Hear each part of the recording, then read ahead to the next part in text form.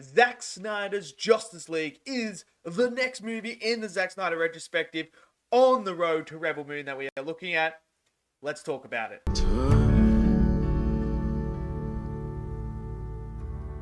Okay, so Zack Snyder's Justice League, the movie that we thought we were never, ever, ever gonna get. You remember back in 2017 when the tragic events happened with Zack and how he had to go away from Justice League, and then they brought in Josh Whedon to come in and do the Justice League. That is today one of the worst comic book movies ever made. It is just atrocious. Warner Brothers and him gutted, and I mean absolutely gutted, Zack Snyder's Justice League and gave us this absolutely crap version that is just awful. It is unwatchable in my opinion. However, there was a movement that did come into fruition that brought the Snyderverse back to life. That brought in Zack coming back, getting money from WB to finish off this movie and to deliver it on HBO Max. Now, I would have absolutely loved to see this movie on the biggest screen possible. I think it deserves to be on the biggest screen possible. But hey, I'm grateful that we actually got to see the man's vision come to fruition. I really am. Now, when it comes to his Justice League, this is everything I was hoping for back in 2017 that I was going to get in my Justice League movie. Now, Zack Snyder, when it comes to the DC movies, I absolutely adore and I will defend with my whole entire life Man of Steel. I think that is the best comic book movie. I just absolutely love that movie to death. It is just perfection in my eyes, and I have done a retrospective on it, so you guys can check that out. Then we move into Batman vs Superman. I'm not as big of a fan on that movie, but I still wanted to see the man's vision come to life. I wanted to see the Justice League, and this is exactly what I was hoping for, and what I could have ever dreamed of getting was this movie. To me, this is the Justice League movie we deserved, and the Justice League movie we wanted. It's just absolutely phenomenal. Now, it is 4 hours long. This is the 4-hour edition one. And I will say, if I was to put this out theatrically, you could chop off half an hour to fit like a 3.5 hour runtime to make it run smoothly. But hey, I don't mind a 4-hour version. I mean, I love to see the extended version of movies. I think it just enhances it. Now, when it comes to this movie in particular, what I love about what Zack was able to do with this movie was what we didn't get in the 2017 one. And that's the character growth. And dude, Cyborg in this movie is absolutely infinitely better than any other iteration in the Justice League. This is a movie that takes the core elements of who Cyborg is and expands upon them. And it is all summed up in this beautiful scene. This scene that just tugs at all the heartstrings, tugs emotionally. It's just brilliantly done, where he is watching this young lady fend for her life with her kids, trying to raise them with little to no money. And then you see him when he has all this power, he can control and move money wherever he wants, and what he does for her. It's just this beautiful moment. The backstory that they give Cyborg, man, that Zack gives Cyborg is just absolutely fantastic. And it makes you care for these characters. Like, we already have the Superman backstory, Man of Steel, and Batman vs Superman. We already have the Batman one in Batman vs Superman. I would have liked to see a bit more expounded upon of Batman, but unfortunately we never got that movie, which is unfortunate, because there is something about it, because you hear about it in this movie about Boy Wonder and what happened. So that's a big thing. But we have an idea of who Batman is and what his current state is. We know Wonder Woman because we have the Wonder Woman movie as well. Aquaman, we start to see a bit of Aquaman here as well. And then obviously we have the movie, which actually technically takes place after Justice League. But you see Aquaman and the Flash as well. We get some development of the Flash as well. And we understand what his motivation is and why he's doing what he's doing.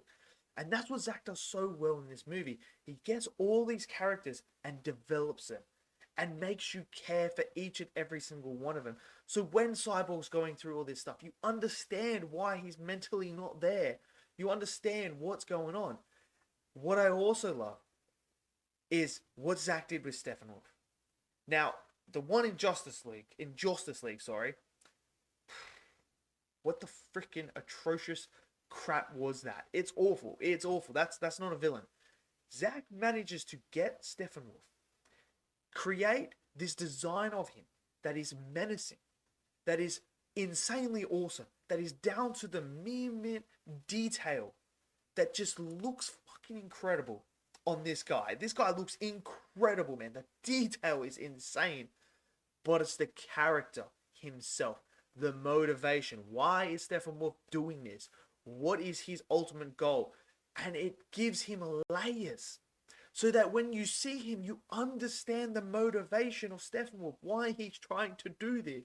It's not just because he's like, mother, mother, mother. No, Steppenwolf has a goal. He wants to get back in the good books of Darkseid. He wants to be there next to Darkseid. He betrayed him. Now he wants to get that redemption back.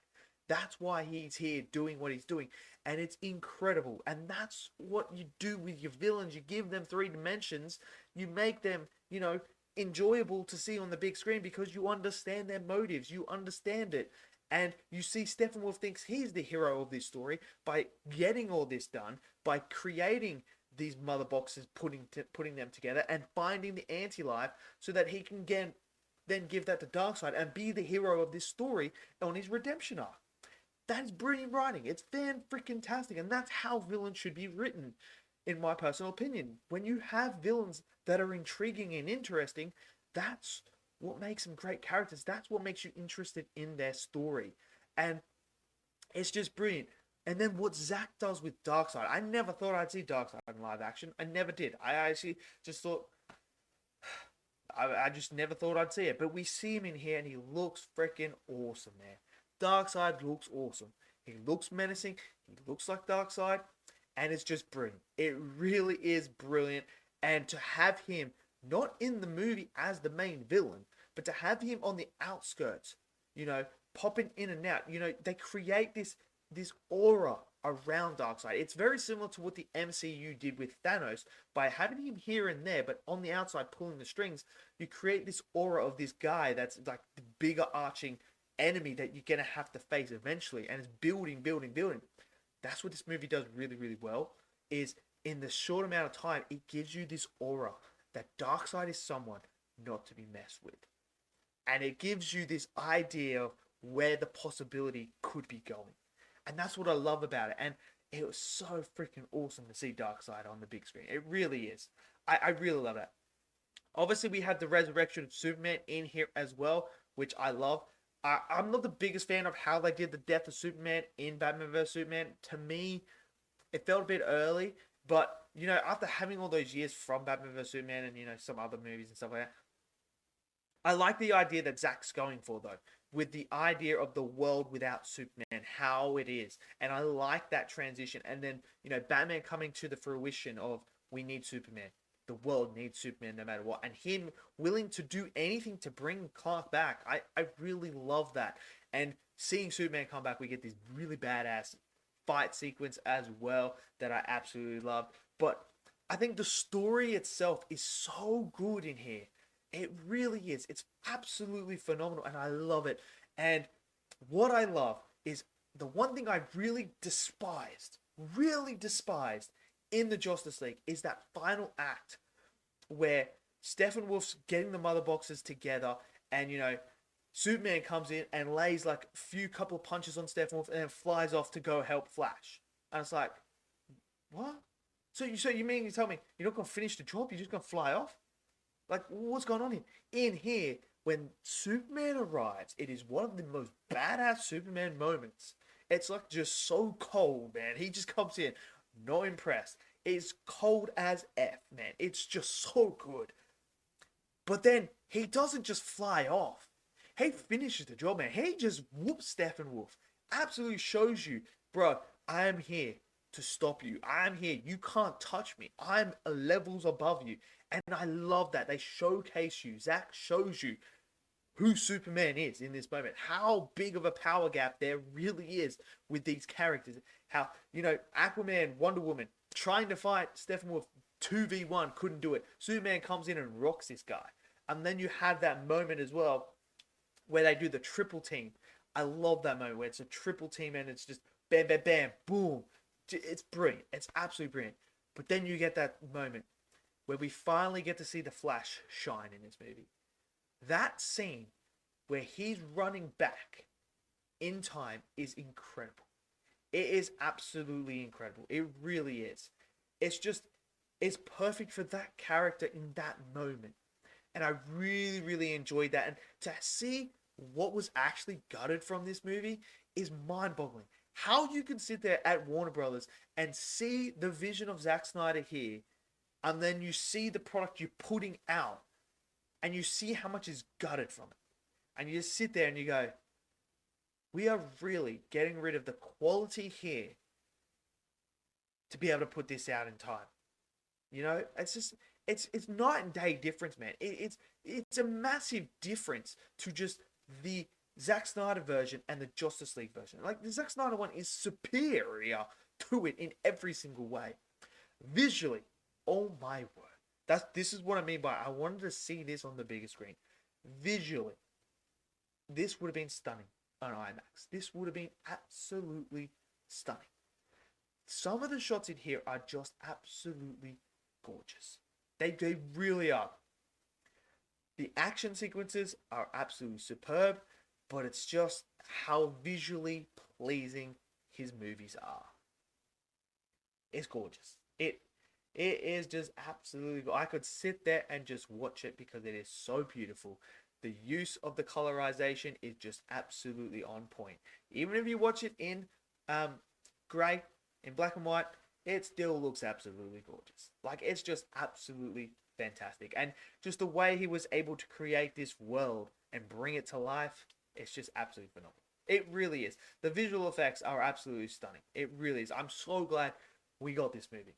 And then we get the ending moments, which I absolutely love as well. And, you know, the stuff with Victor and his dad finally listening to that tape. Oh, incredible. Incredible moment. And then we get the moment at the end with Joker and Batman. And I think, look, I'm not a massive fan of Jared Leto's Joker in the Suicide Squad. I feel like that it just, I don't know, I wasn't a huge fan of it. But this version right here, where they're talking to each other back and forth, most compelling version of Jared Leto's Joker right there. And that conversation, I really enjoyed that conversation. It really showcased you just how much Batman and Joker go back and forth and how much they actually yin-yang each other. It's absolutely incredible. And this is where we get a little bit more context to what is going on with Batman's life and Boy Wonder, which brings it back to Batman vs. Superman as well, which I absolutely loved. And I just thought that was all absolutely incredible. I really, really enjoyed it. Look, overall, man, and before we get to it, the score. We need to talk about the score, because the score is absolutely incredible. It is brilliant, man. They just nailed it. Absolutely nailed the score. It's so incredible. Everything about this movie is superior to the 2017 Justice League. It's just superior in every single way. Characters, villains, battle sequences, the action sequences are absolutely incredible. Like, the old gods fighting Darkseid when he comes down for the very first time. That whole sequence is better than the whole 2017 Justice League. Like, come on, man. It's like 9 days, and it's cool to see those moments. But I just feel like this is the movie I wanted. This is the Justice League I have been hoping for. Look, I love my MCU. I love my Marvel. But I've always, when I was a little kid, has always been a DC guy. I've always been the Batman and the Superman and the Wonder Woman. I've absolutely loved those characters for so long. Like, I absolutely love them. But I just, after 2017, man, I was so worried we're never ever going to see this. But we got it. And Zack Snyder delivered me the Justice League I wanted. Do I want to see the second version of this and the third version? Of course I do. I want to see this man's vision finish. I do. Do I think we're going to get it? Hey, man, I mean, 2023, I ain't ruling anything out these days. Because, man, I wouldn't, if I I was one of those people that thought this was never gonna ever get made. I really thought this was never gonna happen. So, man, hats off to everyone that was able to get this made. Like, kudos to you guys, because got a superior movie and just one of the best comic book movies out there. So I ain't complaining. But if we get a second part and third part, I'm all for it. But dude, I love this movie. I absolutely love it. I think it's just everything that I wanted a Justice League movie to be. So let me know what you guys think of Zack Snyder's Justice League. Do you love it? Smash it down in the comment section below. Smash that like button. Click subscribe. And I'll see you guys next video. Until then, stay safe. Peace out.